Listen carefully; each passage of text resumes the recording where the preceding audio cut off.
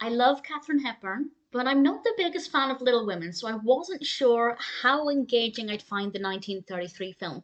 That's not to say I don't like Little Women as such, but I know a lot of people hold it in really high regard and love watching different adaptations. For example, I haven't seen the most recent adaptation. It's just not a film or indeed a story or a book that I'm drawn to. I have read it, and I didn't mind it. So I was keen to see how this compared to the book, and it is very similar, of course.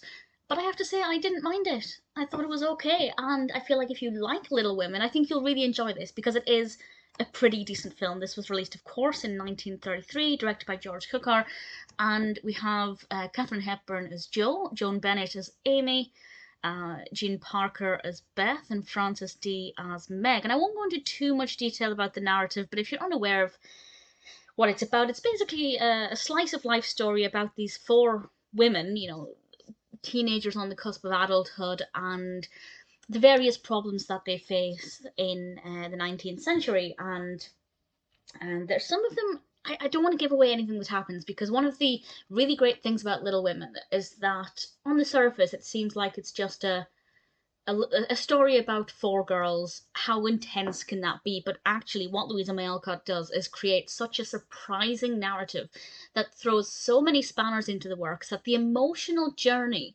these girls go on is completely unexpected. And that's one of the things why I feel people really love this story, and I completely understand that. The characters are also very likable, but the characters also have very different personalities, and most readers of Little Women can relate to one of the characters in some way. So the point I'm trying to make is I actually think it's a brilliant story, but for me personally, it's not one that I've become too enamored of. But it's not the fault of the story at all, and indeed not the fault of the film. But I liked the film.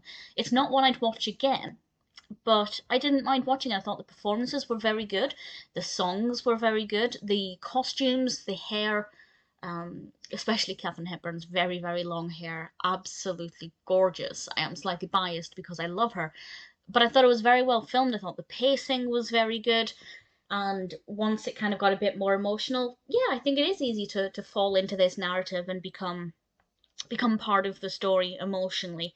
So if you're a fan of Little Women, I'd say give it a watch. You're probably going to enjoy it. I'd love to know if you have a favorite Little Women adaptation. There are many of them. I think the most popular one is probably the Winona Ryder one. I think that's probably the one most people seem to mention. But certainly this one's very good. And even if Katharine Hepburn wasn't in it, I think I still would have enjoyed the journey for a one-time watch. As I said, I can't imagine I'd watch it again unless I read the book again. In which case, if I read the book again, I might choose to watch some adaptations to, see how they compare, having read it more closely. But for now, I'm quite happy to have watched it once. Well filmed, really nice pacing. I mean, it is quite long.